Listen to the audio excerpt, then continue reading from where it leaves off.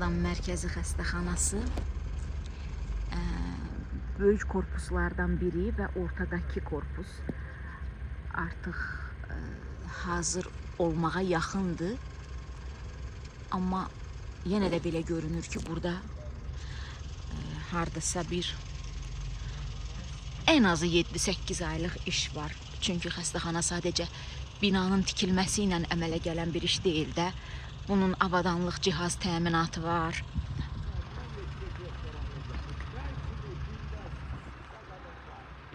Digər məsələləri var. Ümumiyyətlə, tibb müəssisəsini başa gətirmək asan bir proses deyil. Sadəcə inşaat prosesi deyil. Burada bir çox mərhələlər icra olunmalıdır.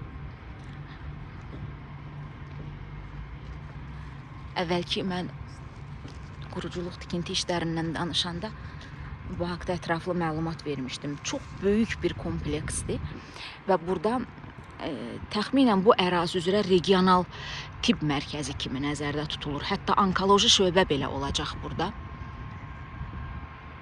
Bütün imkanlar olacaq və artıq köçən və köçməyə hazırlaşan insanların içərisində tibb sahəsinə bağlı olanlar, istər həkimlər, istər orta tibb personalı, hamısı böyük səbirsizliklə bu xəstəxanada işləyəcəkləri günü gözləyirlər. Həqiqətən də çox gözəl bir kompleksdir.